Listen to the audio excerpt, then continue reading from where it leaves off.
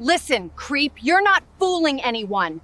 Turn around and leave before I call security. I'm waiting for my realtor. I have an appointment to see the house across the street. A house? You really expect me to believe you can afford a place here? I don't need you to believe anything, ma'am. She rolled down the window farther and flipped him off. Then let me make this simple. Get out of my neighborhood.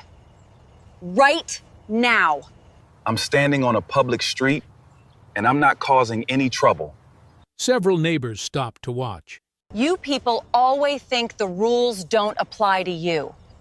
The woman smiled like she had already won. She had no idea the man she was trying to run out knew exactly how powerful arrogance looks when it's about to be exposed. Before continuing, comment where in the world you are watching from, and make sure to subscribe, because tomorrow's story is one you can't miss. Malcolm Reddick pulled his modest silver rental car through the pristine gates of Belhaven Estates, watching the security guard's eyes flick from his face to the vehicle's interior before waving him through. The gatehouse attendant had taken his name, checked a list, and nodded with professional courtesy. Everything proper, everything by the book. The streets beyond the entrance stretched like scenes from a magazine. Enormous white stone houses sat behind manicured lawns that looked painted green. Oak trees lined the sidewalks in perfect spacing. Not a single blade of grass grew out of place. The silence felt heavy, expensive, and deliberate. Malcolm drove slowly down Magnolia Crest, checking addresses against the paper in his folder. 18 Magnolia Crest. The house he'd come to see for Nia and himself. A fresh start in a neighborhood with good schools and safe streets. A place where his 16-year-old daughter could heal from losing her mother and build something new. He parked across from number 18 and stepped out, stretching his legs after the drive from downtown. The afternoon sun felt warm on his shoulders. He wore dark jeans, a navy polo shirt, and clean sneakers. Respectable, unremarkable. The kind of clothes that shouldn't draw attention from anyone. But attention came anyway. Malcolm felt eyes on him immediately. Curtains shifted behind windows. A woman walking a small white dog slowed her pace, staring openly. A man washing his car in a nearby driveway stopped scrubbing and watched Malcolm pull a folder from the passenger seat. Malcolm ignored the stares. He'd lived with them his whole life. The difference was that today he had every right to be here. Carmen Bell, his realtor, had scheduled this appointment 3 days ago. He had pre-approval letters in his folder, bank statements, references, everything needed to buy a home worth more than most people saw in a lifetime. He leaned against the car and checked his phone. Carmen was running 10 minutes late. No problem. He'd wait. The house across the street drew his attention. 18 Magnolia Crest stood tall and proud, with cream-colored stone walls and dark green shutters. A circular driveway curved around a small fountain. Rose bushes lined the walkway, the kind of place where Nia could invite friends over without feeling embarrassed, where she could focus on her studies instead of worrying about sirens and break-ins. Malcolm opened his folder and reviewed the property details Carmen had prepared. 4 bedrooms, 3.5 baths, a study where he could work on cases from home, a backyard large enough for the garden his wife had always dreamed of planting. The memory of Sarah hit him like it always did, sharp and sudden. She would have loved this neighborhood, would have made friends with every neighbor within a week, would have convinced him to put in an offer the moment they walked through the front door. But Sarah was gone, and now it was just Malcolm and Nia trying to build a life that honored her memory while moving forward. A black luxury SUV turned onto Magnolia Crest, its engine purring with quiet power. Malcolm glanced up, expecting it to pass by like the other expensive cars he'd seen cruising the neighborhood. Instead, the vehicle slowed, then stopped. The SUV pulled up beside Malcolm's rental car, close enough that he could see the driver clearly. A woman in her early 40s sat behind the wheel, her blonde hair pulled back in a perfect ponytail. Designer sunglasses perched on her nose. Jewelry flashed at her wrists and throat. Everything about her screamed money and control. She rolled down her window and stared at Malcolm with unconcealed suspicion. "Excuse me," she said, her voice sharp and demanding. "Who are you, and who let you through the gate?" Malcolm straightened, keeping his expression neutral. "Good afternoon. I'm waiting for my realtor. We have an appointment to view a property." The woman's eyes narrowed behind her sunglasses. She looked Malcolm up and down, taking in his clothes, his rental car, his folder. Her mouth twisted into a frown. An appointment? What appointment? With which property? Her tone suggested she didn't believe a word he'd said. 18 Magnolia Crest. Carmen Bell is showing me the house at 3 o'clock. Malcolm kept his voice calm and polite, though something cold was starting to build in his chest. Carmen Bell?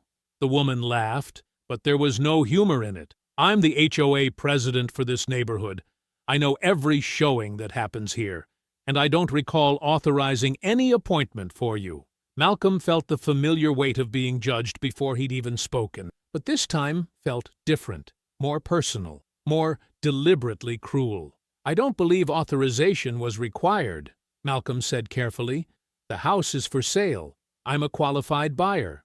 The realtor arranged the showing through proper channels." The woman pulled off her sunglasses, revealing sharp blue eyes that burned with anger. "Proper channels? You think wandering around Bellhaven Estates is proper? You think standing on our streets with your little folder is appropriate?" Her voice had risen enough that more neighbors emerged from their houses. An elderly man stepped onto his porch. Two women across the street stopped their conversation to watch. A teenager on a bicycle slowed down to stare. Malcolm felt the neighborhood's attention focusing on him like a spotlight. Every instinct told him to diffuse the situation, to speak softly, to smile, and explain patiently until she understood the mistake she was making. But something in the woman's tone stopped him, the way she said "our streets" as if she owned every blade of grass, the way she looked at him as if he'd already committed some unforgivable crime simply by existing in her space. "Ma'am," Malcolm said, his voice still controlled but carrying a note of steel, "I have every right to be here. I have an appointment. I'm harming no one." The woman's face flushed red with rage. She leaned further out her window, close enough that Malcolm could smell her expensive perfume. "Right? You think you have rights here? You think you can just show up in Bellhaven and do whatever you want?" The crowd of neighbors had grown larger. Someone held up a phone, recording. Malcolm could feel their expectations pressing against him, waiting to see if he would back down, waiting to see if their neighborhood queen would put this outsider in his place. Malcolm looked directly into the woman's furious blue eyes and spoke with the same calm dignity he brought to his federal courtroom every day. "Yes, ma'am. I do think I have rights here. I think I have rights everywhere in this country." The woman's face twisted with pure fury. She raised her hand, extended her middle finger directly at Malcolm's face, and screamed loud enough for every neighbor to hear, "Get out of my neighborhood." The words hung in the air like a physical blow. Malcolm felt every neighbor's eyes on him, waiting to see how he would respond to being told to get out. The woman's middle finger remained raised, her face twisted with contempt that seemed to go deeper than simple annoyance. Malcolm took a slow breath, forcing his shoulders to relax. He had faced hostile courtrooms, angry defendants, and political pressure that could break careers. But this felt different, more personal, more deliberately designed to strip away his dignity in front of an audience that wanted to see him fail. "Ma'am," Malcolm said, his voice steady despite the adrenaline pumping through his system, "I don't want any trouble. I'm simply waiting for my realtor to arrive. Once she gets here, we'll view the property and be on our way." The woman lowered her middle finger, but kept her furious glare locked on his face. "Trouble? You think this is about trouble?" She laughed, a sharp sound that cut through the afternoon quiet. "This is about respect. This is about understanding where you belong and where you don't." Malcolm could hear murmurs from the growing crowd of neighbors. Fragments of conversation drifted toward him. Someone whispered about property value. Another voice mentioned security concerns. A third person wondered aloud who had approved his gate access. "I understand this is your neighborhood," Malcolm said carefully. "I'm not here to cause problems. I'm here to look at a house I might buy for my family." "Your family?" The woman's voice dripped with disbelief. "You think you can just move into Bellhaven? You think you can afford what we have here?" The insult landed exactly as she intended. Malcolm felt the familiar burn of being judged by his appearance, his car, his presence in a space where someone had decided he didn't belong. But he also felt something else building inside him, a quiet anger that had nothing to do with pride and everything to do with justice. "Yes, ma'am, I believe I can afford it." The woman's face flushed darker red. "Men like you always act so innocent, always pretending you don't know exactly what you're doing, always playing the victim when decent people ask reasonable questions." Malcolm noticed how she emphasized "men like you," as if those 3 words contained all the explanation anyone should need. He also noticed how several neighbors nodded along with her reasoning, as if her suspicion was not only justified, but necessary. His phone buzzed with a text from Carmen, "Running 10 minutes late. Traffic. Be right there." Malcolm stepped sideways toward his rental car, pulling out his phone to photograph the house number. He wanted to send Carmen a picture so she could find the right address quickly when she arrived. "What are you doing?" The woman's voice turned sharp with alarm. "What are you photographing?" "Just the house number," Malcolm said, holding up his phone to show the screen. "For my realtor." "Put that phone down. You don't photograph anything in this neighborhood without permission." Malcolm lowered the phone but didn't put it away. "Ma'am, I'm standing on a public street. I have every right to—" The woman suddenly gunned her SUV's engine. The vehicle lurched forward with surprising violence, its front bumper catching Malcolm's left hip and slamming him sideways into the curb. His folder flew from his hands, papers scattering across the asphalt like white birds. Pain exploded through his shoulder as he hit the concrete, his phone skittering away from his grasp. Gasps rose from the watching neighbors. Someone screamed. Malcolm rolled onto his back, his hip throbbing and his shoulder sending sharp spikes of agony down his arm. Before he could even process what had happened, the woman was already shouting from her SUV window. "He jumped in front of my car! Did you all see that? He deliberately jumped in front of my car!" Malcolm struggled to sit up, his vision swimming slightly from the impact. The pain in his shoulder was getting worse, and he could feel something warm trickling down his arm where he'd scraped against the curb. "Call 911, he said to the crowd of neighbors, his voice strained but controlled. "Please call 911. The woman kept screaming from her SUV. "He attacked my vehicle. He was trying to get hit on purpose. This is exactly what people like him do. They create situations so they can sue innocent homeowners." Malcolm forced himself to remain calm, even as pain shot through his body and his papers blew across the street. He would not give her the satisfaction of seeing him lose control. He would not prove whatever point she was trying to make about men like him. 10 minutes later, a patrol car pulled onto Magnolia Crest, its lights flashing but sirens silent. Officer Trent Hollis stepped out, a stocky man in his early 40s with graying hair and tired eyes. "Tessa," he called to the woman in the SUV, his voice carrying the familiarity of old acquaintance. "What's going on here?" Then Officer Hollis looked down at Malcolm, still sitting on the curb with blood on his arm and his papers scattered around him. The officer's expression shifted immediately, his eyes narrowing as if Malcolm was already the problem he'd come to solve. Malcolm remained seated on the curb, his left shoulder throbbing where it had struck the concrete. Blood had soaked through his shirt sleeve, and he could feel gravel embedded in his palm. Around him, his scattered papers fluttered in the afternoon breeze, while neighbors clustered in small groups, whispering and pointing. Officer Hollis approached Tessa's SUV first, his body language relaxed and familiar. "Tessa, you okay? What happened here?" The woman leaned out her window, her face flushed, but her voice now trembling with what sounded like genuine distress. "Trent, thank God you're here. This man was trying to break into the Morrison property. When I asked him what he was doing, he became aggressive and threatening." Malcolm watched Officer Hollis nod sympathetically as Tessa continued her performance. She gestured toward the house with dramatic emphasis, her voice rising just enough for the gathered neighbors to hear every word. "He was taking pictures of people's homes, Trent." "Taking pictures?" When I told him this was private property, he started yelling at me. Then, when I tried to back away, he deliberately threw himself in front of my vehicle. Look at where he's sitting now, right where he landed after jumping into my path. Officer Hollis scribbled notes without questioning a single detail. His pen moved steadily across his notepad, as if Tessa's version was simply fact being recorded, rather than claims that needed verification.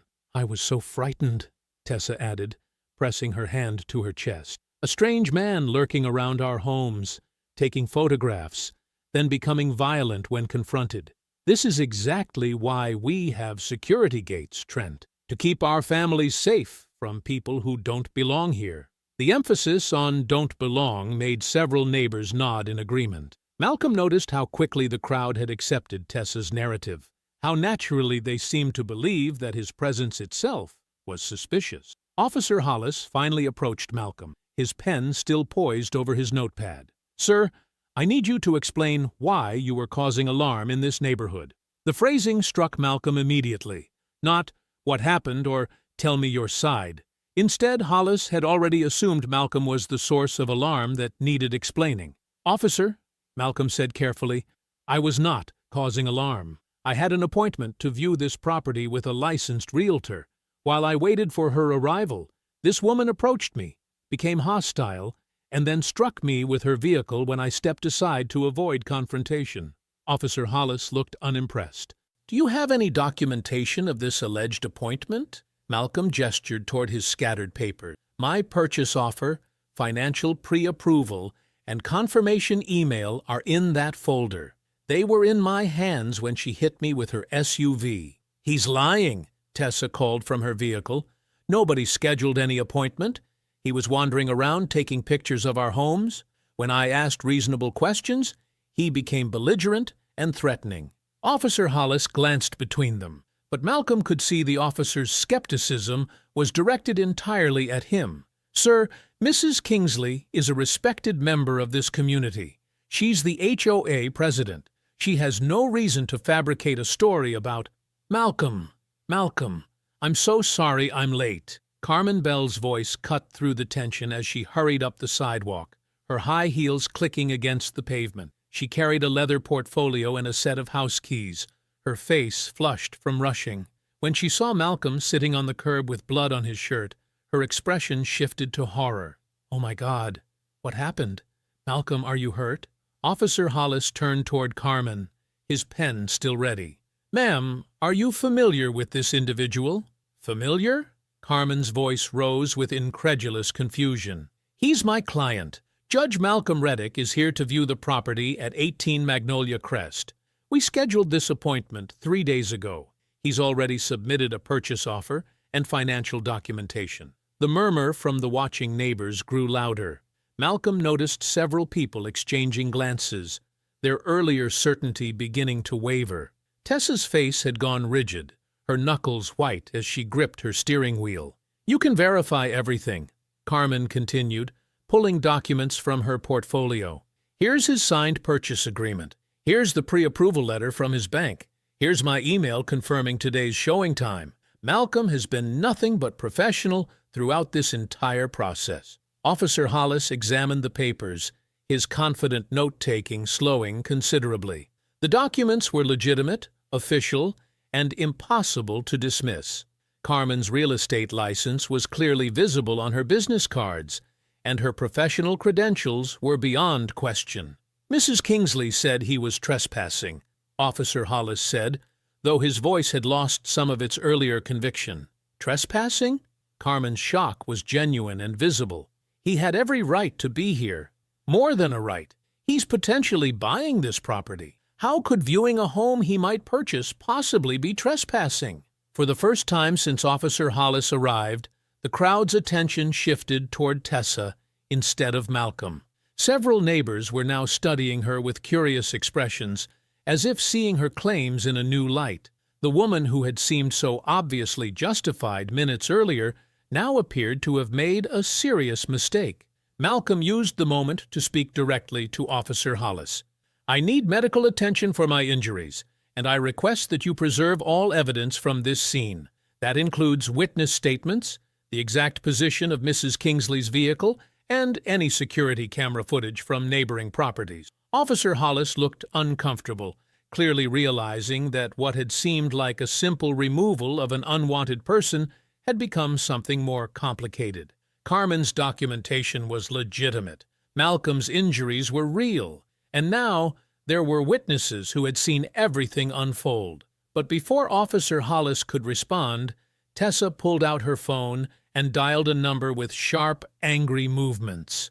"Darius, it's Tessa Kingsley. I need you at Bellhaven Estates immediately." Her voice was loud enough for everyone to hear, and Malcolm recognized the tone of someone accustomed to having problems solved through connections rather than truth. "I don't care what you're doing," Tessa continued into her phone, her eyes fixed on Malcolm with undisguised hostility. "Drop it and get here now.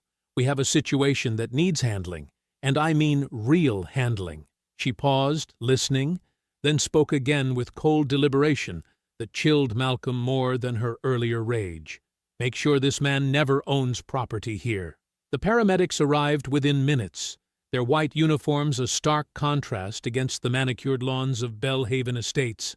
Malcolm sat still as the EMT checked his shoulder and examined the scrapes on his hip, answering questions about pain levels and range of motion while keeping one eye on Tessa's quiet conversation with Officer Hollis near her black SUV. "You're going to have some serious bruising," the paramedic said, gently probing Malcolm's shoulder blade. "Nothing appears broken, but you should get X-rays to be sure. That was quite an impact." Malcolm nodded, but his attention was divided. He could see Tessa gesturing emphatically at Officer Hollis, her voice low but her body language aggressive. The officer was taking notes again, and Malcolm noticed he had not once approached Tessa's vehicle to examine the front bumper for damage or paint transfer. No measurements of the scene, no photographs of vehicle positioning. Every investigative protocol Malcolm knew from years on the federal bench was being ignored. Carmen stood nearby, clutching her portfolio against her chest like armor. She had grown quieter since Tessa's phone call, her earlier confidence replaced by visible anxiety. The other neighbors who had gathered were beginning to drift back toward their homes, though several still watched from windows and doorways. "Dad?" Malcolm's head turned at the familiar voice. Nia was walking quickly up the sidewalk, her school backpack slung over one shoulder, and confusion written across her face. She had been expecting to meet him here for a tour of their potential new home, not to find him sitting injured on the curb surrounded by paramedics and police. "Dad, what happened?" Nia's voice carried the slight tremor that always appeared when she was scared but trying not to show it. She dropped her backpack and knelt beside him, her eyes taking in the blood on his shirt and the EMT's equipment scattered around him. "I'm okay, sweetheart," Malcolm said, reaching out to squeeze her hand. "There was an accident, a misunderstanding, but I'm fine." Nia looked around at the scene, the police car, the SUV, the watching neighbors, and Malcolm could see her putting pieces together with the sharp intelligence she had inherited from both her parents. "Someone did this to you?" Before Malcolm could answer, Tessa's voice cut across the space between them, loud enough to be clearly heard. "Officer Hollis, I think you understand why Bellhaven has gates and standards," Tessa was saying, her designer sunglasses reflecting the afternoon sun as she gestured toward Malcolm and Nia. "We've worked very hard to maintain a certain quality of life here, a certain type of resident who understands our values." Nia's head snapped toward Tessa, her expression shifting from worry to something much sharper. "Are you talking about us?" "Nia," Malcolm said quietly, but she was already standing, her 16-year-old sense of justice blazing in her eyes. "You're the one who hit my father with your car?" Tessa turned toward them, and Malcolm saw something cruel flicker across her face before she composed herself into a mask of wounded innocence. "Sweetie, your father created a very scary situation for everyone here. Sometimes accidents happen when people don't belong where they're standing." The paramedic looked up from his equipment, clearly uncomfortable with the tension crackling through the air. "Sir, I really recommend transport to the emergency room for those X-rays." But Malcolm was watching Nia, seeing the way her shoulders had gone rigid, the way her hands had clenched into fists. His daughter had lost her mother 18 months ago, She had endured whispers at school, pitying looks from teachers, and the quiet devastation of having her family cut in half. Now she was watching a stranger smirk while talking about how her father did not belong somewhere. Officer Hollis approached them, his notepad ready. "Sir, I'm going to need to see some identification." Malcolm reached slowly for his wallet, every movement careful and deliberate. He pulled out his driver's license and handed it over, watching as Hollis copied down the information. The officer made no mention of statements from other witnesses, no request for contact information from the paramedics who could document his injuries, no notation about the vehicle damage that would prove the impact occurred. "Officer," Carmen said hesitantly, "shouldn't you be taking photographs of the scene and speaking to everyone who saw what happened?" Hollis barely glanced at her. "Ma'am, I've got everything I need for my report." Carmen looked stricken, and she stepped closer to Malcolm. "I'm so sorry," she whispered. "I should have warned you. Tessa runs the HOA like she owns every property in here. She's blocked sales before when she decided buyers weren't suitable. She has connections with contractors, inspectors, even some city officials. People are afraid to cross her." Malcolm studied Carmen's face, seeing genuine regret mixed with fear. "Has she done this before?" "Not exactly like this," Carmen admitted, "but she's made life very difficult for people she doesn't want here. Legal challenges, inspection delays, permit problems. She knows how to use the system." The paramedic finished packing his equipment. "Sir, you really should get those x-rays. I can transport you now, or you can drive yourself to urgent care, but you shouldn't wait." Malcolm looked at Nia, who was still staring at Tessa with barely controlled anger. His daughter needed to see him handle this correctly, with dignity and strength, but she also needed to see him take care of himself. "I'll drive him," Nia said firmly. "I have my license." "Absolutely not," Malcolm replied. "Carmen, would you mind driving us to urgent care? I don't want Nia behind the wheel when she's upset." As they prepared to leave, Malcolm gathered his scattered papers while Nia helped him to his feet. The movement sent a sharp pain through his shoulder, but he kept his expression neutral. Around them, the remaining neighbors were beginning to disperse, their afternoon entertainment concluded. Tessa stood beside her SUV, watching them with satisfaction written across her features. As Malcolm limped toward Carmen's car, supported by his daughter, Tessa addressed the few neighbors still within earshot. "This is exactly why we protect our gates," she announced, her voice carrying the authority of someone accustomed to having the last word. "When you let just anyone wander through here, these situations are inevitable." The urgent care waiting room smelled like disinfectant and anxiety. Malcolm sat in a plastic chair that squeaked every time he shifted his weight, trying to find a position that did not send lightning through his shoulder. Nia perched beside him, her school backpack clutched in her lap like armor, her eyes still bright with anger from the confrontation.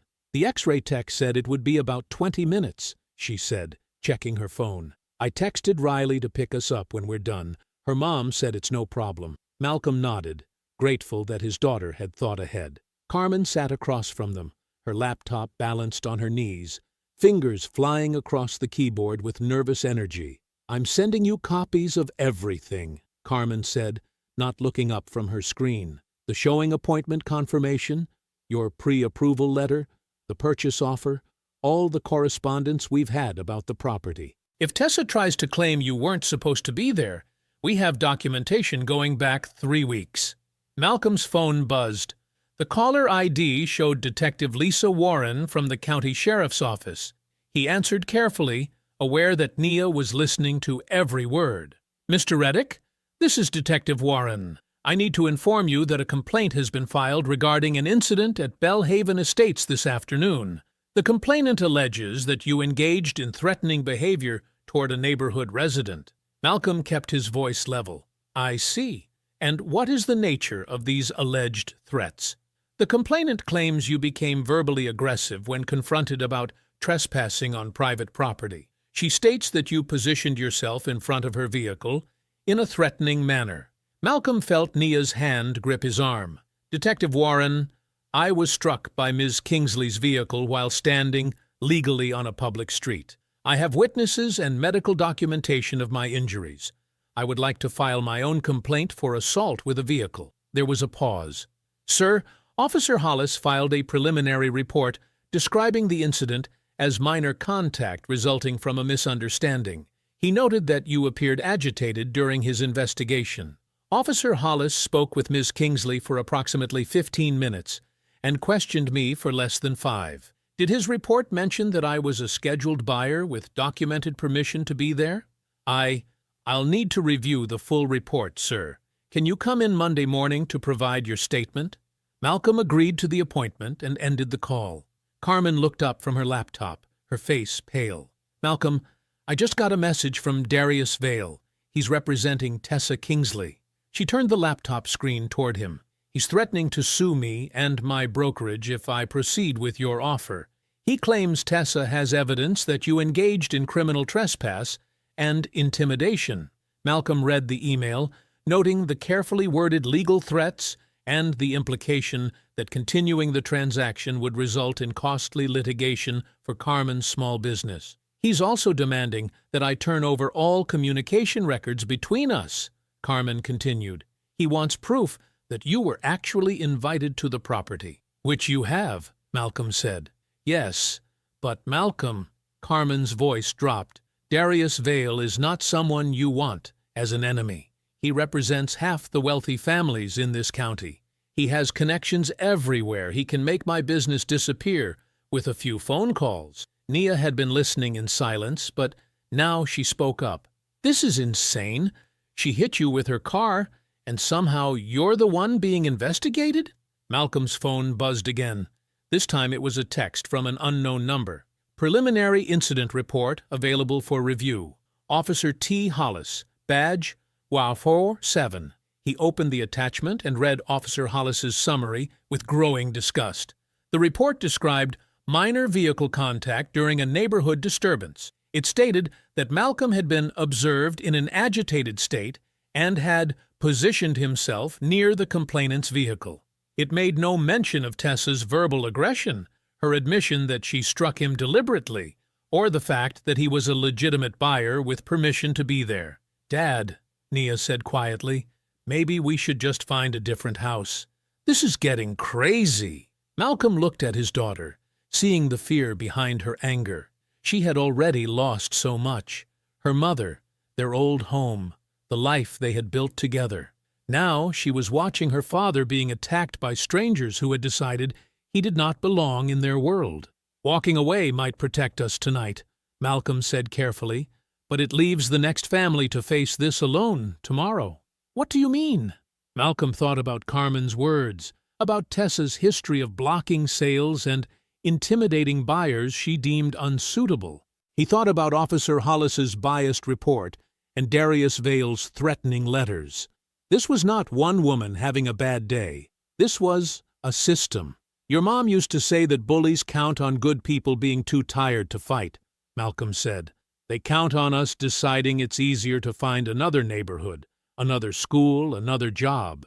They count on us believing that avoiding the problem is the same as solving it. The nurse called his name before Nia could respond. Malcolm stood slowly, feeling the stiffness in his hip where Tessa's bumper had connected. Mr. Reddick, we have your X-ray results. 20 minutes later, Malcolm sat in an examination room while a tired-looking doctor reviewed his chart. No fractures, which is good news, but you have significant soft tissue damage to your hip and shoulder. The abrasions on your elbow will need to be kept clean and covered. I'm prescribing pain medication and recommending physical therapy if the stiffness persists. The doctor handed him a printed summary of his injuries and treatment. You'll want to follow up with your primary care physician in a week. And, sir, given the mechanism of injury you described, you're fortunate it wasn't worse. Back in the waiting room, Malcolm looked at the medical report that documented every bruise, every torn piece of skin, every place where Tessa's SUV had left its mark on his body. Now we document everything, he said. Malcolm's townhouse sat quiet in the darkness as he and Nia climbed the front steps, both moving more slowly than usual. The porch light cast long shadows across the medical papers in Malcolm's hand, and the manila folder Nia carried containing Carmen's printed emails. Inside, Nia dropped onto the living room couch, while Malcolm spread everything across the dining table. The house felt different now, smaller somehow, less like the safe haven it had been that morning. "I'm going to create a timeline," Malcolm said, pulling out a yellow legal pad. "Everything from the moment we entered Belhaven until we left urgent care." He wrote the first entry. 2:15 p.m. Arrived at Gatehouse, security confirmed appointment with Carmen Bell. Nia watched him work, her phone silent in her lap. Usually she would be texting friends or scrolling through social media, but tonight she seemed as focused as he was on making sense of what had happened to them. "Can you help me with the photos?" Malcolm asked gently. Nia nodded and took his phone, scrolling through the pictures he had taken of his injuries. Her face tightened as she looked at the bruising on his hip, the scraped skin on his elbow, the red marks where Tessa's bumper had caught him. "Dad, this is really bad," she said quietly. "I know." "No, I mean—" She held up the phone, showing him a clear image of the darkening bruise across his hip. "This woman could have seriously hurt you. What if she had been going faster?" Malcolm looked at his daughter's face, seeing fear mixed with anger. Nia had already watched her mother waste away in a hospital bed. The thought of losing her father to someone else's reckless anger must have felt unbearable. "She wasn't going that fast," Malcolm said, though he knew that was not really the point. "She did it on purpose, Dad. She looked right at you and hit the gas." Malcolm wrote another entry. 2:32 p.m. Tessa Kingsley deliberately struck me with her SUV after I stepped aside. They worked in silence for nearly an hour, Malcolm building his timeline while Nia organized the photos and emails by timestamp. The medical report went into a separate folder, along with the pictures of his injuries. At 11:47 p.m., Malcolm's phone rang. Carmen's name appeared on the screen. "Malcolm, I'm sorry to call so late," Carmen said when he answered. Her voice sounded strained. "But you need to know what happened tonight." "What is it?" "Tessa sent an email to the entire Belhaven residence list about 2 hours ago. She didn't use your name, but—" Carmen paused. "She warned everyone about unknown outside agitators who had been prowling the neighborhood and threatening residents. She said the HOA was working with local law enforcement to ensure community safety." Malcolm felt his jaw tighten. "She's poisoning the well?" "It gets worse. Darius contacted the seller directly. He told them that if they proceed with your purchase, the HOA will file disputes over every inspection, every permit, every piece of paperwork. He said they'll make the closing process so expensive and time-consuming that it could take years to complete." Nia looked up from the photos, sensing the conversation had taken a bad turn. "The seller is getting scared, Malcolm," Carmen continued. "They just want a clean, simple sale. Darius is promising them the exact opposite if they sell to you." Malcolm added another entry to his timeline. 11:47 p.m. Tessa launches neighborhood campaign, threatens seller through attorney. After ending the call with Carmen, Malcolm scrolled through his contacts until he found Priya Sloane's number. His attorney answered on the third ring, her voice alert despite the late hour. "Malcolm? Is everything all right? I need your help, Priya. Something happened today, and it's getting complicated fast." He explained everything: the house showing, Tessa's attack, Officer Hollis's biased report, and now the campaign to pressure the seller and poison his reputation in the community. "I want you to handle all communication from here forward," Malcolm said. "I can't let them twist this into a story about a judge using his position to intimidate private citizens." Priya was quiet for a moment. "Smart move. You know they're going to try exactly that, right? The moment they figure out who you are, they'll flip the script. Suddenly, you'll be the powerful government official bullying an innocent homeowner." "I know. Malcolm, these people sound dangerous. Rich, connected, and desperate to protect their territory. They're not going to stop with threatening the seller. They'll come after your reputation next. They'll try to make you look like the aggressor, the outsider, the threat to their peaceful community." Malcolm looked at Nia, who was watching him with worried eyes. "Let them try," he said. After hanging up with Priya, Malcolm returned to his timeline while Nia finished organizing the evidence. The dining table looked like a war room now. Documents arranged in careful piles, photos sorted by timestamp, contact information for witnesses written on index cards. "Dad," Nia said suddenly, looking at her phone, "you need to see this."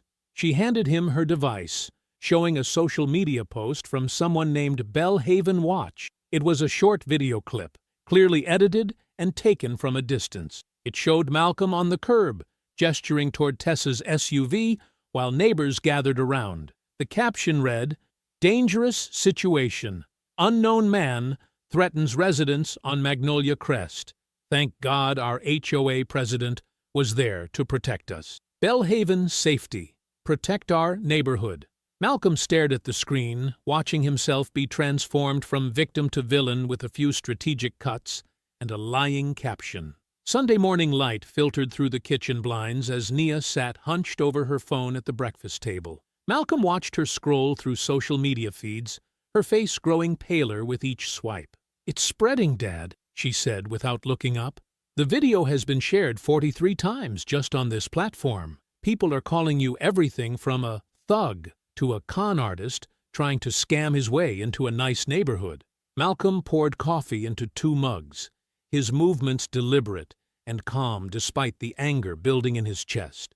He set one cup beside Nia's elbow and kept the other for himself. 24 hours ago, nobody in Bellhaven knew my name," he said. "Now I'm supposedly the neighborhood boogeyman." His phone rang before Nia could respond. The caller ID showed a local number he didn't recognize. "Judge Reddick, this is Elena Marquez from the City Tribune. I'd like to speak with you about what happened yesterday at Bellhaven Estates." Malcolm tensed. "How did you get this number?" "I'm an investigative journalist, and I've been tracking incidents connected to that neighborhood for 3 years. What happened to you isn't an isolated event, Judge. May I ask, are you planning to pursue this legally?"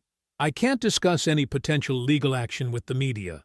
I understand, but I think you should know that multiple families have reported similar treatment from Tessa Kingsley and the Bellhaven HOA. Harassment, intimidation, suspicious delays in their purchase contracts. The pattern is clear, but I've never been able to get enough people willing to go on record."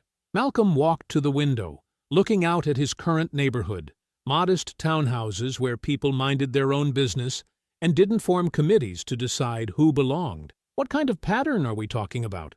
Buyers who don't fit Bellhaven's image suddenly face HOA obstacles that seem designed to make them withdraw their offers.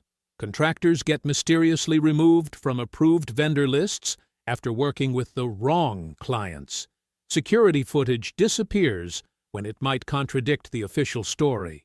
Nia looked up from her phone, watching her father's expression change. "I can't publish anything without solid proof," Elena continued, "but if you're willing to let me document what happened to you, it might encourage other victims to speak up. Your position as a federal judge gives this story credibility that previous complaints lacked. I need to think about this, and I won't meet without my attorney present." "Of course, Judge Reddick, these people have been operating with impunity for years because they target individuals who can't fight back effectively. You might be different." After ending the call, Malcolm explained Elena's offer to Nia, who had stopped scrolling and was listening intently. "Do you think she's right?" Nia asked. "That they've done this to other people? It would explain why Tessa was so confident yesterday. If this is standard operating procedure for her, she probably expected me to disappear quietly rather than make waves. But you're not going to disappear." "No, I'm not." That afternoon, Malcolm and Priya met Elena at a small coffee shop 3 blocks from the federal courthouse. Elena had chosen the location carefully, close enough to Malcolm's workplace to be convenient, but far enough from Bellhaven's influence network to ensure privacy. Elena spread a manila folder across the small table between them, revealing a collection of documents, printed emails, and handwritten notes. "This is 3 years of work," she said, "starting with the Martinez family in 2021. She pulled out a photograph of a young Latino couple standing beside a "sold" sign. Both teachers, stellar credit, pre-approved for a mortgage well above the asking price. They put an offer on 22 Oak Ridge Drive in Belhaven. Within a week, they were getting surprise home inspection, HOA compliance violations for issues that didn't exist, and legal threats about everything from their landscaping plans to their choice of moving company. Priya examined the documents. These violations are ridiculous. Unapproved mailbox design before they even moved in? The sellers got nervous about the delays and withdrew from the contract. Elena continued. The house sold 2 months later to Tessa's college roommate for $30,000 less than the Martinez offer. She pulled out another file. The Johnson family, 2022. He's an Army veteran, she's a nurse practitioner. Same pattern. Sudden HOA obstacles, mysterious permit delays, and a social media whisper campaign about problematic buyers who might not maintain community standards. Malcolm felt his anger crystallizing into something sharper and more focused. The Williams family, early 2023, Elena said, showing them a third set of documents. Black business owners with excellent credit who found out after their contract fell through that Tessa's brother-in-law had submitted a competing offer the same day theirs was rejected. How is this legal? Nia had insisted on coming, and Malcolm had agreed, after Elena assured them the meeting would be educational, not just strategic. It's not, Priya said grimly, but it's designed to look like legitimate HOA enforcement and normal market competition. Each individual incident could be explained away as coincidence or proper community management. Elena nodded. That's exactly the problem. Every family I interviewed had the same story, but they all thought they were the only ones. Tessa and her circle have perfected a system that isolates their targets and makes them feel like the problem is personal rather than systematic. She pulled out one final document, a thick folder marked HOA bylaws and covenants. Here's the really ugly part. Tessa's family helped write Belhaven's current HOA rules when the development was built in 2018. Her father was the primary investor, and her mother served on the original Architectural Review Board. Malcolm opened the folder, scanning dense legal language about community character preservation and aesthetic harmony standards. These rules give the HOA nearly unlimited power to reject buyers, contractors, modifications, and even guests based on subjective criteria, Elena explained. Everything is phrased to sound like quality control, but the actual effect is to give Tessa veto power over who gets to live there. Priya whistled softly. This is sophisticated discrimination. They've built legal-sounding cover for what amounts to a neighborhood screening system. Judge Reddick, Elena said, leaning forward intently, you may be the first person they've attacked who has the resources, the legal knowledge, and the institutional credibility to survive their whole machine. Sunday evening settled over Priya's law office like a heavy blanket. The building was nearly empty, but the fluorescent lights in Conference Room B hummed steadily above stacks of Elena's research. Malcolm sat across from Priya's desk, methodically reviewing photographs of rejection letters, HOA violation notices, and social media screenshots. His shoulder ached from yesterday's collision, but the deeper pain came from understanding how calculated Tessa's attack had been. Look at this pattern, Malcolm said, holding up 3 different files. Every rejected family received their first HOA violation within 72 hours of submitting an offer. Every single one. Priya typed rapidly, drafting preservation letters on her laptop. We need to lock down evidence before it disappears. HOA meeting minutes, email communications, security footage from the gate and surrounding properties. What about the doorbell cameras Elena mentioned? Those too. I'm sending preservation notices to every homeowner on Magnolia Crest and the adjacent streets. If they delete anything after receiving legal notice, it becomes destruction of evidence. Malcolm rubbed his temples. Through the conference room's glass wall, he could see Nia in the lobby, hunched over her phone. Her shoulders shook slightly. She's reading comments about the video, Malcolm said quietly. Priya glanced up from her screen. Kids at school? Her chemistry lab partner texted asking if her dad was the one starting trouble in Belhaven. Another friend shared the edited clip with a laughing emoji. Malcolm's jaw tightened. She wanted a fresh start.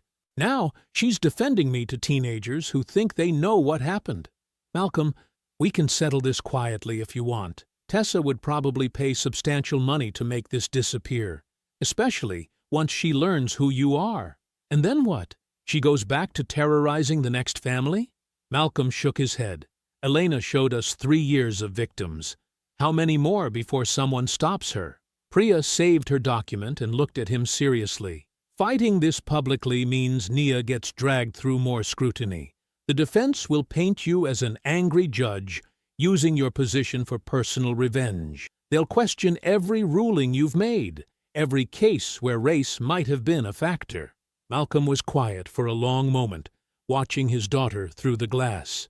What does Nia think? Ask her yourself. Malcolm walked to the lobby, where Nia quickly wiped her eyes and tried to look composed.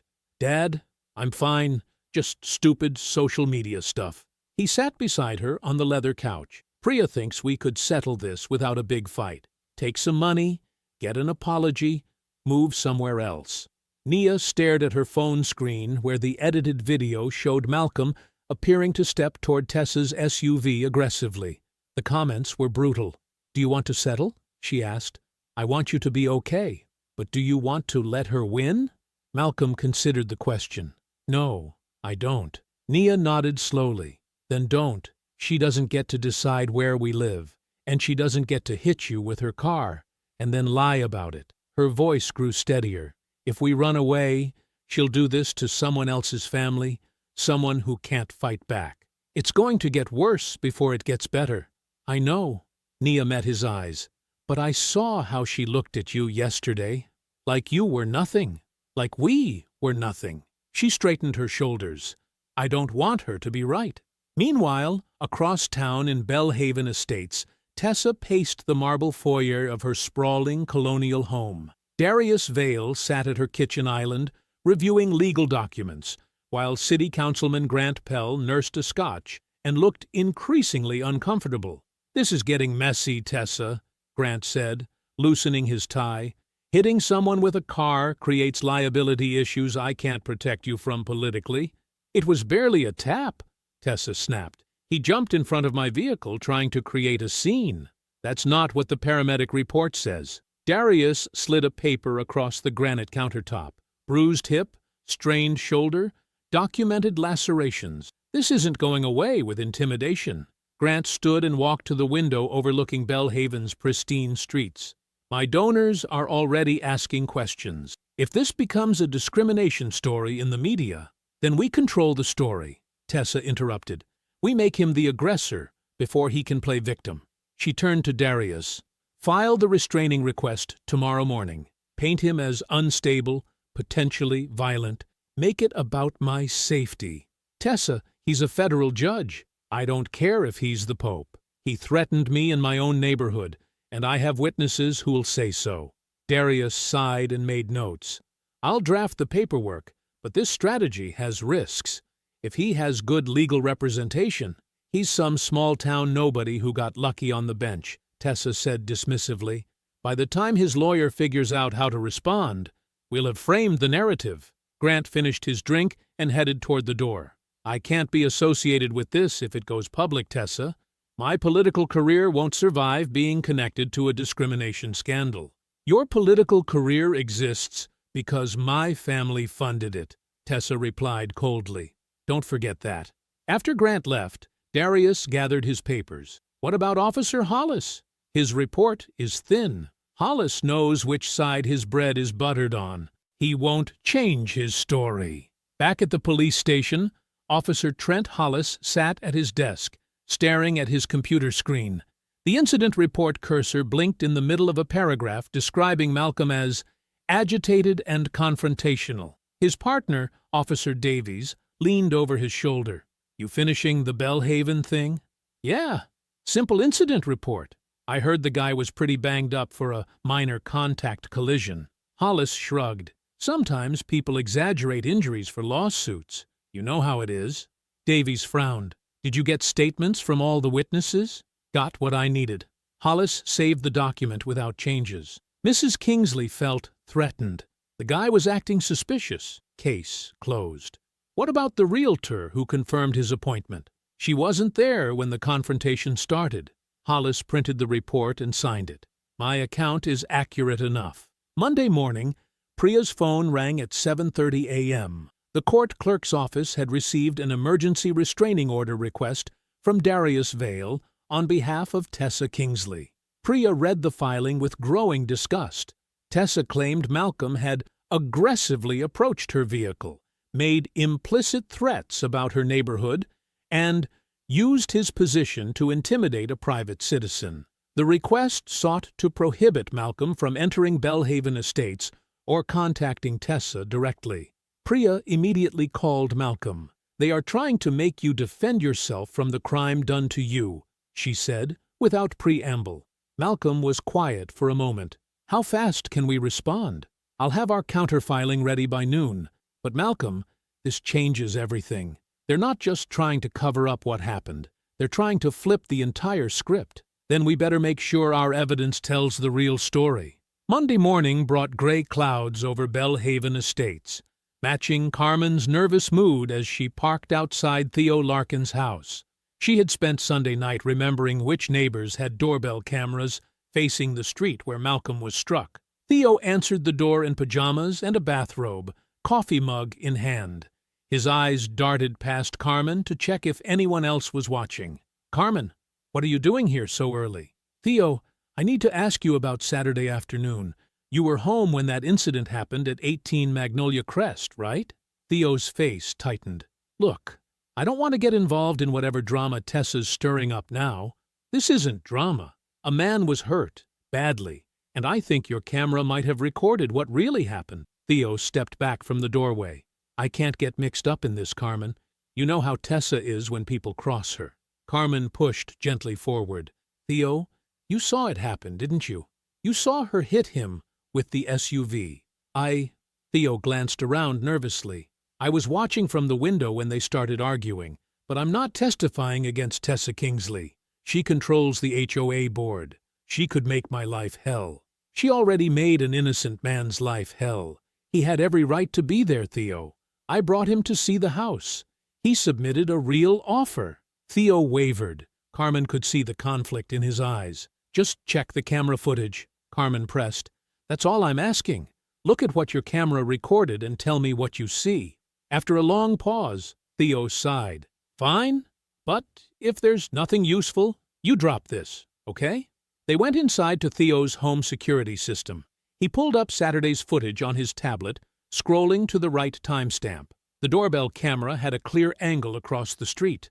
The video showed Malcolm standing calmly near the curb, folder in hand. Tessa's black SUV pulled alongside him aggressively.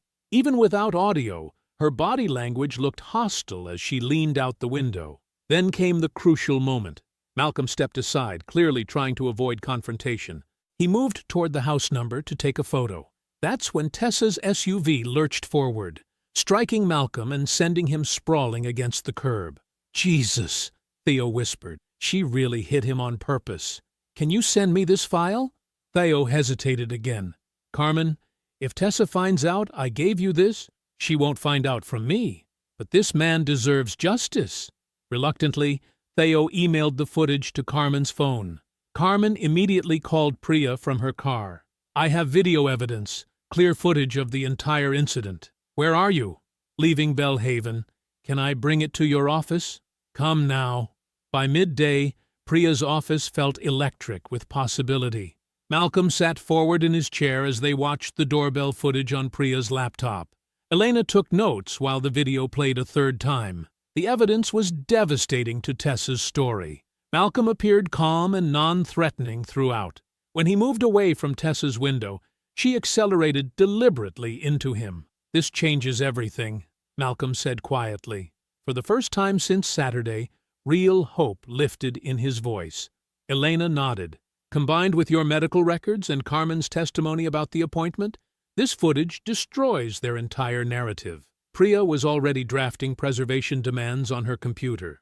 "I'm filing formal requests for all security footage, gate logs, police body camera recordings, and HOA communications. They can't claim this was an accident anymore." Malcolm watched the clip again, seeing his own dignity preserved on camera even as Tessa struck him down. "How quickly can we move?" "I'll have these demands filed by close of business today," Priya said. "And Elena, when do you want to publish?" Elena smiled grimly. "Once we confirm they can't destroy any more evidence, this footage, plus the discrimination pattern I've been documenting, could finally bring down their whole operation." That afternoon, Darius Vale received Priya's evidence preservation demands with growing panic. He immediately called Tessa. "There might be video footage of Saturday's incident," he said without preamble. "What kind of footage?" "Doorbell camera from across the street. If it shows what I think it shows, we're in serious trouble." Tessa's voice turned icy. "Handle it." "Tessa, I can't make evidence disappear. That's obstruction of justice. Then we better hope there's no evidence to disappear." After hanging up, Tessa called Theo Larkin directly. "Theo, this is Tessa Kingsley. I understand you might have security footage from Saturday afternoon." How did you know about that?" "Bellhaven is a close community. We look out for each other. Now, I hope you understand that involving yourself in this situation could be very complicated for you." Theo's voice shook. "What do you mean?" "I mean, your HOA dues assessment is coming up for review. Your landscaping violations have been piling up. Your guest parking habits have been noted. It would be unfortunate if all those issues became enforcement priorities." The line went silent. "Do we understand each other, Theo?" "Yes, ma'am." Tessa then called the HOA security supervisor, her voice sharp with authority. "I need to know about any camera malfunctions from this weekend. Sometimes files get corrupted, don't they?" That night, Theo's message arrived in Carmen's phone. "I'm sorry. The file is gone. I can't get involved." Monday night settled over Malcolm's townhouse like a heavy blanket. Rain drummed against the kitchen window while he sat at the small dining table, staring at his phone screen. Theo's message glowed in the dim light. "I'm sorry. The file is gone. I can't get involved." Nia padded into the kitchen in her pajamas, drawn by the sound of her father's frustrated sigh. She pulled out the chair beside him and noticed the defeated slump of his shoulders. "Dad, what's wrong?" Malcolm showed her the message. "The video footage is gone. Theo claims he deleted it by accident." Nia's face fell. "By accident?" "No accident about it." Malcolm's jaw tightened. "Someone got to him." Before Nia could respond, Malcolm's phone buzzed with another message from Priya. "HOA security reports system malfunction during collision timeframe. All footage lost." Malcolm read it aloud, his voice flat with disbelief. "They made it all disappear?" Nia asked. "Every piece they knew about." The next morning brought worse news. Darius had produced a witness, Marla Voss, a Bellhaven resident who claimed she saw the entire incident from her garden. According to her statement, Malcolm had shouted threats at Tessa before stepping in front of her vehicle. "She's lying," Nia said when Priya called with the update. "Of course she's lying," Malcolm replied, "but proving that takes time. We may not have." By Wednesday, the situation had deteriorated completely. Tessa had discovered Malcolm's identity as a federal judge, and instead of backing down, she weaponized the information. She filed an ethics complaint with the Judicial Conduct Board, claiming Malcolm was using his federal position to intimidate private citizens. The complaint painted a picture of an out-of-control judge who threatened neighborhood residents, then tried to silence them with his authority. Social media buzzed with edited clips and speculation about judicial abuse of power. Elena called Wednesday evening with grim news. The ethics complaint is spreading fast. Local political blogs are picking it up. Grant Pell gave an interview about accountability for all public officials. Malcolm sat in his living room, watching Nia pretend to do homework while secretly monitoring her phone for cruel comments from classmates. "Dad," she said finally, closing her textbook, "maybe we should just let the house go." He looked at her tired face and felt his heart break a little. "Nia, every day this gets worse. Every step hurts more than the last one. My friends are asking if you really threatened that woman. Teachers are looking at me funny. Maybe Bellhaven isn't worth this." Malcolm studied his daughter's expression. She was 16, still grieving her mother, and now watching her father dragged through public humiliation. The cost felt enormous. "You're right," he said quietly. "The pain is real, and it's getting worse." Nia's shoulders relaxed slightly. "But evidence doesn't just disappear unless someone fears what it proves," Malcolm continued. He stood and walked to his desk, unlocking the bottom drawer. From inside, he removed a small flash drive. "What's that?" Nia asked. Malcolm held up the drive, his expression shifting from defeat to determination. He picked up his phone and dialed Priya's number. "They deleted the footage they knew about," he said when she answered, "not the footage they missed." Tuesday morning light streamed through the tall windows of Priya's conference room as Malcolm placed the small flash drive on the polished table. Carmen sat nervously across from him, still shaken by Theo's sudden reversal. Elena had her notebook ready, pen poised but skeptical after yesterday's devastating losses. "Before we get excited about anything," Priya said, "let me be clear. If this evidence isn't rock solid, it could hurt us worse than having nothing." Malcolm nodded. "I understand, but I've been documenting from the moment I decided to look at that house." He plugged the drive into Priya's laptop. The first file showed Malcolm's rental car dashboard on Saturday afternoon, the camera facing forward toward Magnolia Crest. The timestamp read 2:47 p.m. "This starts when I parked," Malcolm explained. "The audio keeps recording even when the car is off." They listened to Malcolm's footsteps on gravel, then the sound of a heavy engine approaching.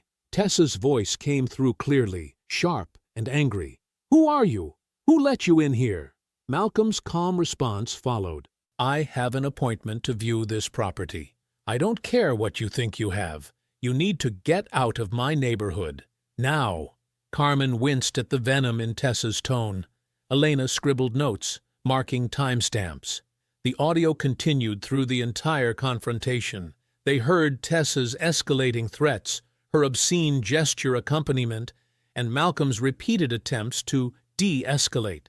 Then came the critical moment, the sound of Malcolm's footsteps moving away from the vehicle. "I'm stepping aside," his voice said clearly on the recording. "I'll wait for my realtor." 3 seconds later came the engine revving and the sickening thud of impact. "Jesus," Carmen whispered. The recording captured Malcolm's grunt of pain, papers scattering, and Tessa immediately screaming, "He jumped in front of my car! You all saw it!" Priya paused the playback. "This is good, but we need more than audio." Malcolm opened another file. "My phone has automatic cloud backup for photos. Everything uploads with GPS coordinates and timestamps." The photos showed Malcolm's view of 18 Magnolia Crest at 2:45 p.m., then a selfie he'd taken to send Nia, showing the house number behind him at 2:46. The next photo, taken at 3:12 p.m., showed his torn sleeve and scraped elbow from the urgent care clinic. "The metadata proves I was where I said I was when I said I was there," Malcolm explained. Carmen leaned forward. "There's something else. When Tessa called her lawyer, I was on speakerphone with you, Malcolm. My call log proves the exact time, and I heard her say, 'Make sure this man never owns property here.'" Elena looked up from her notes. "Can your phone company verify that?" "Already requested the records," Carmen said. "My carrier keeps logs of all calls, including duration and connection quality." Priya began assembling the evidence into a timeline on her whiteboard.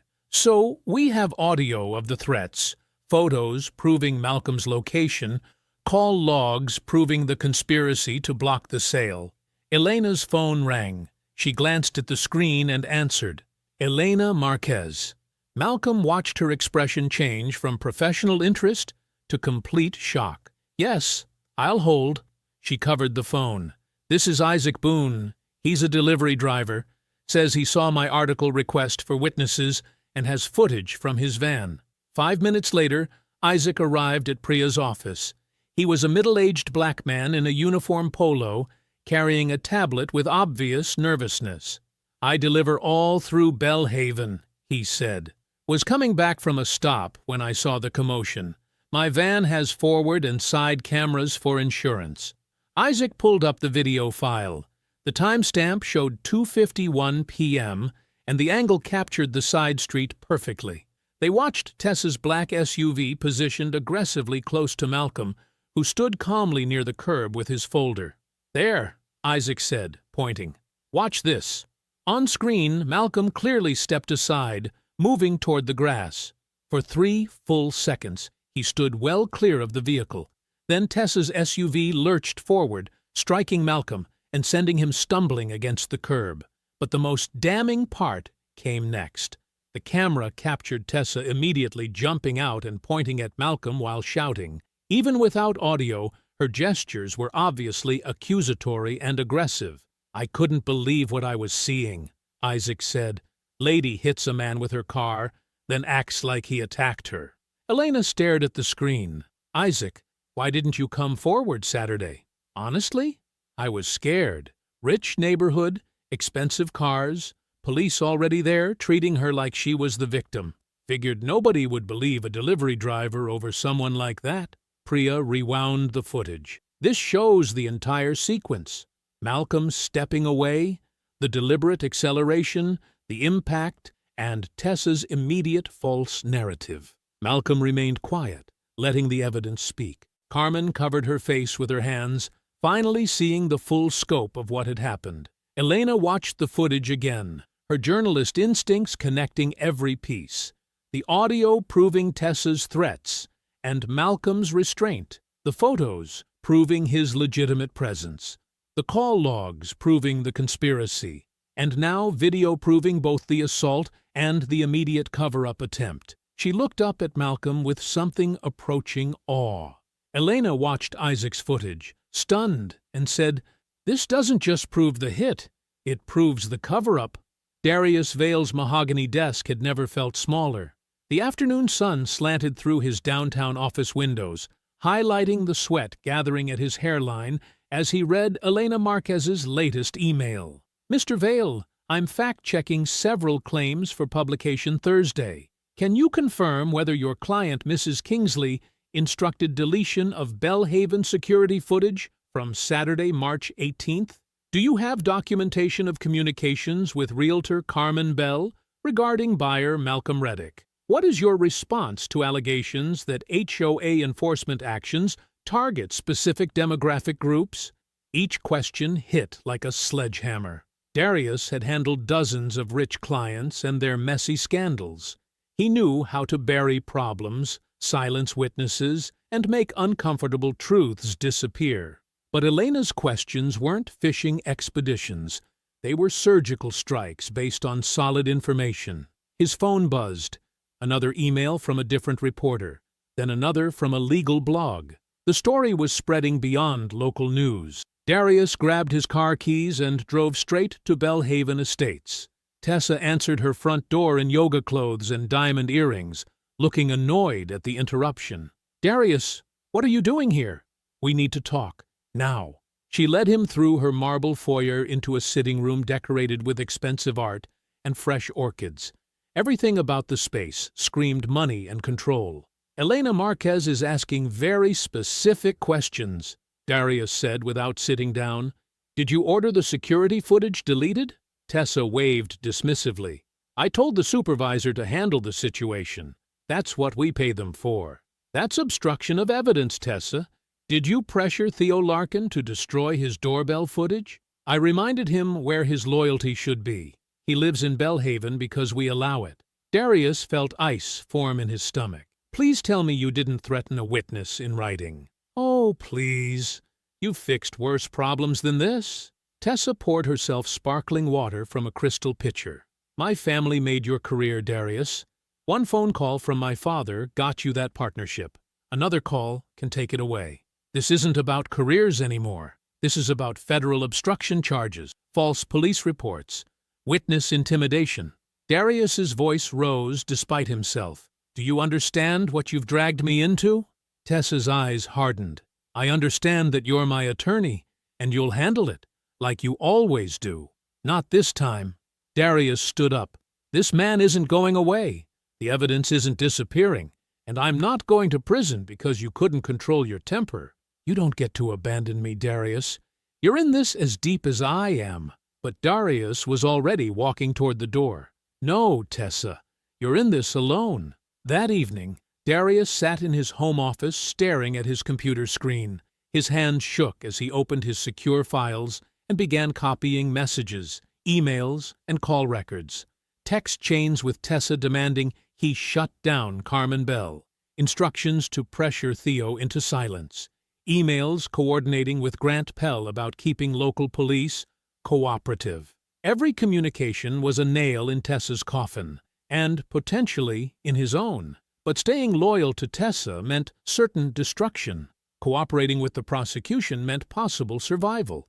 At 9:47 p.m., he dialed Priya Sloane's office number. Ms.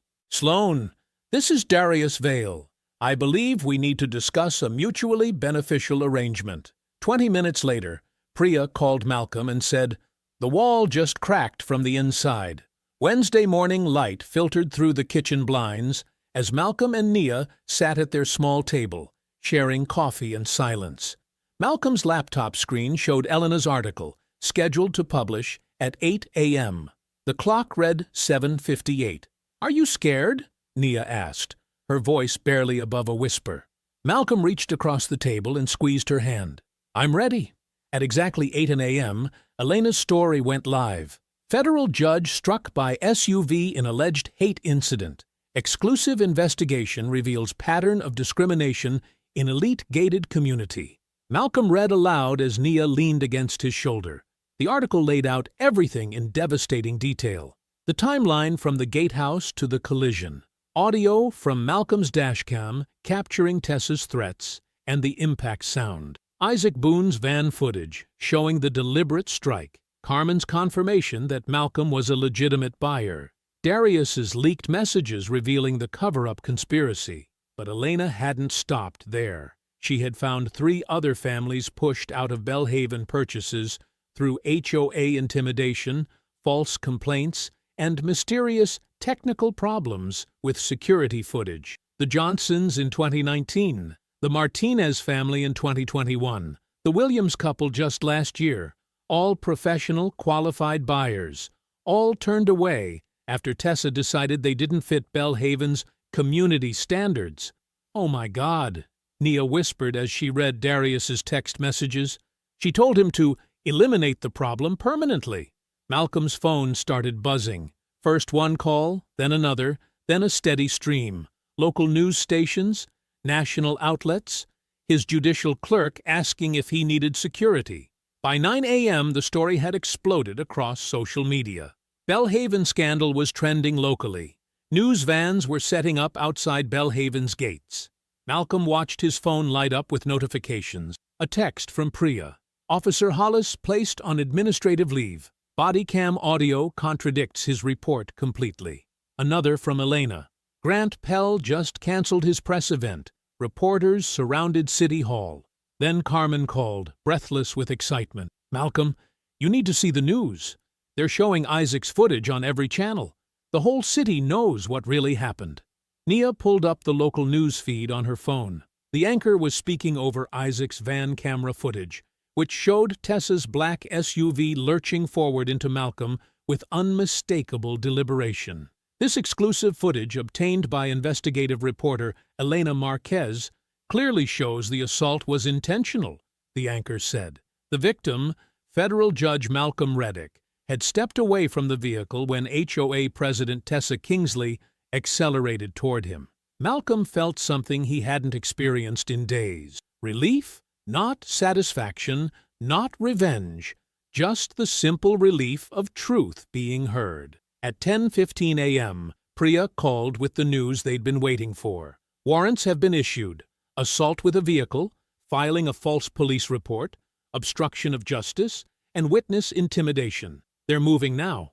Malcolm and Nia drove to Belhaven Estates, not to confront anyone, but to witness justice. They parked across from the gatehouse and watched police cars stream through the entrance. On Magnolia Crest, the same street where Malcolm had been struck and humiliated, neighbors emerged from their perfect homes. But this time, they weren't watching Malcolm with suspicion. They were recording Tessa's downfall with their phones. Tessa tried to leave in her black SUV, the same vehicle that had struck Malcolm, but police cars blocked her driveway. Officers approached with warrants as news cameras rolled. "This is insane!" Tessa shouted, as they placed her in handcuffs beside her SUV. "I own this neighborhood. You can't do this to me." But they could, and they did. The cameras captured everything. Thursday morning brought a different kind of tension.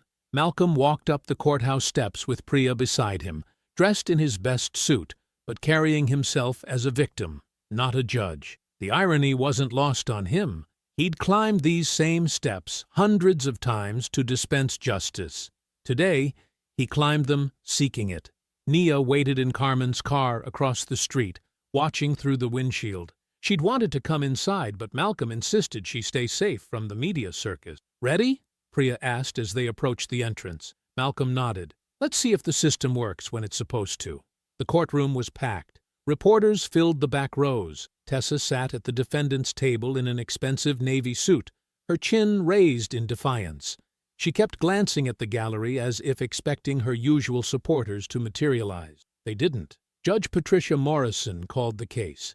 Malcolm had appeared before her many times as a colleague. Today, she looked at him with professional sympathy and addressed him as Mr. Reddick. The prosecutor, Assistant District Attorney Sarah Kim, stood and read the charges in a clear, steady voice that filled the silent courtroom. The defendant is charged with reckless assault with a motor vehicle, a felony, filing a false police report, a misdemeanor, obstruction of justice through evidence tampering, a felony, and witness intimidation, also a felony. Tessa's attorney, a nervous-looking man Malcolm didn't recognize, whispered urgently in her ear.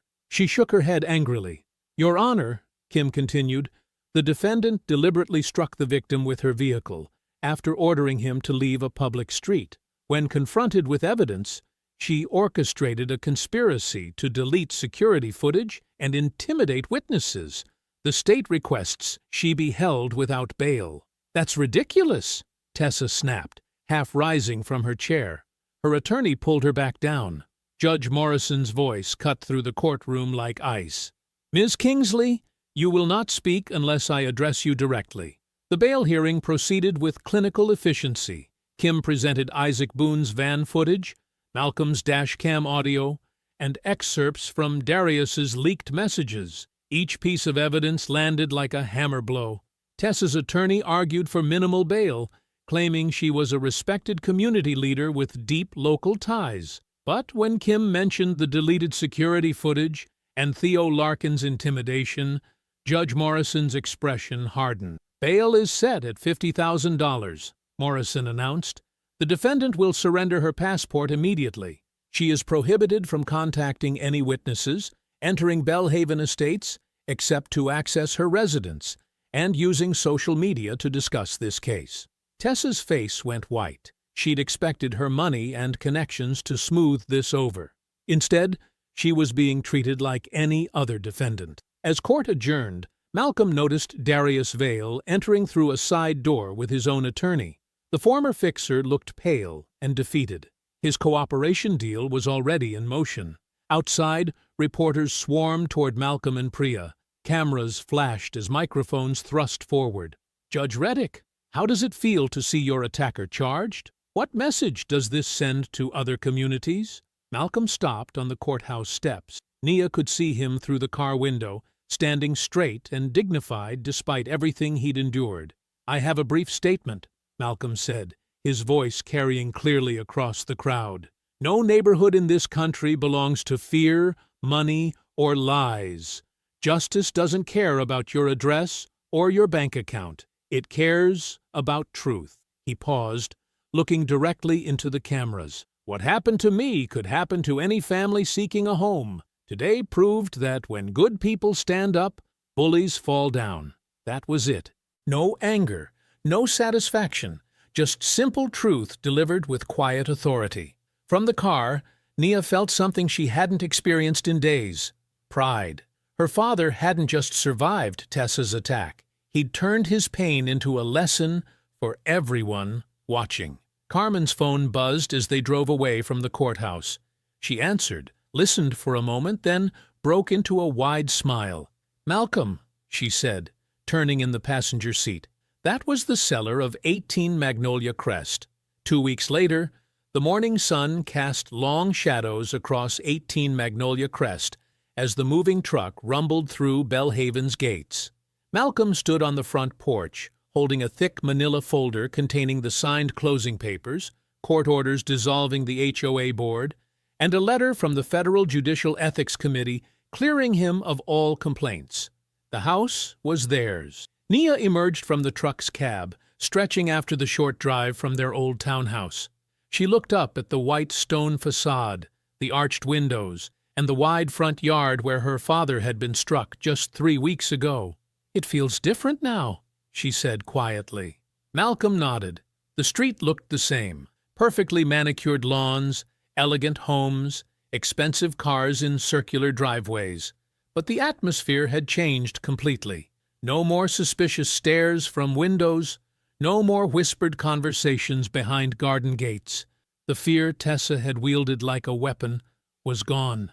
"Judge Reddick?" The moving foreman approached with a clipboard. "We're ready to start unloading. Should we put the boxes marked Nia's room upstairs in the front bedroom?" "The one with the bay window," Nia confirmed, pointing toward the second floor. She'd fallen in love with that room during their second peaceful tour of the house. As furniture and boxes flowed from the truck, neighbors began appearing on their porches and sidewalks. But this time, they weren't watching with hostility or suspicion. Several waved. Mrs. Patterson from across the street brought over fresh cookies. An elderly man named Robert Chen introduced himself and offered to help carry boxes. "We're glad you're here," Mrs. Patterson said simply.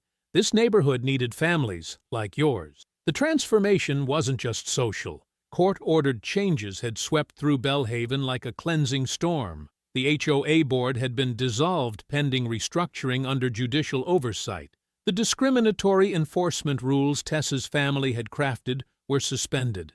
A federal consent decree required transparency in all future HOA decisions. Most satisfying of all, Carmen had contacted Malcolm with news that 3 families previously rejected by Bellhaven's unofficial screening process were being invited to reopen purchase negotiations. The Gonzalez family, blocked from buying 2 years ago when their contractor business was deemed incompatible with community standards. The Williams family mysteriously outbid after Tessa decided they weren't the right fit. The Nakamura family, whose perfectly legitimate offer had somehow gotten lost in HOA paperwork.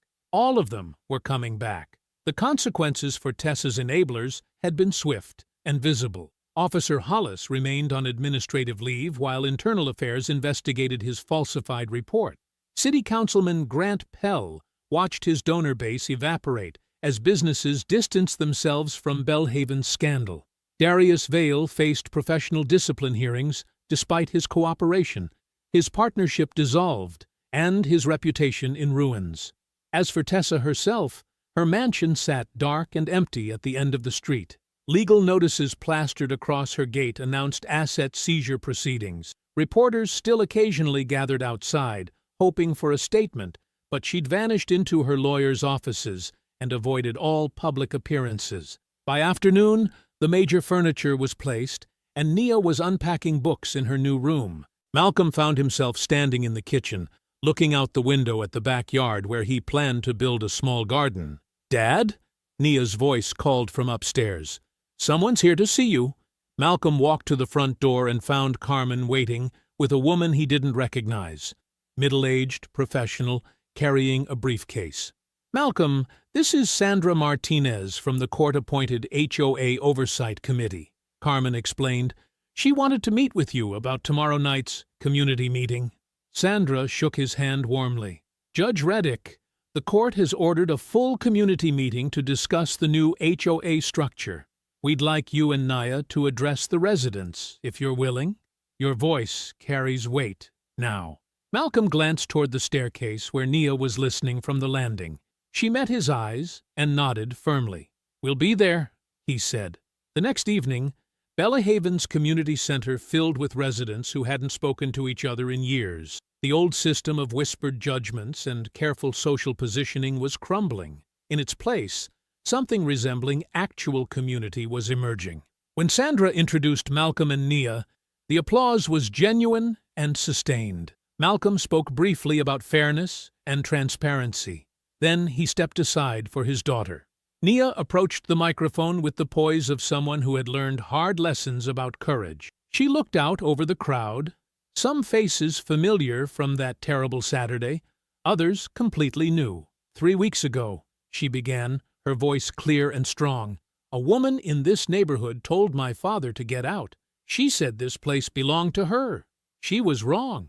The room was completely silent. Belonging isn't a gift bullies get to grant, Nia continued. It's a right decent people defend. My father and I belong here not because we proved ourselves to anyone, but because we're human beings who treat others with respect. She paused, scanning the audience.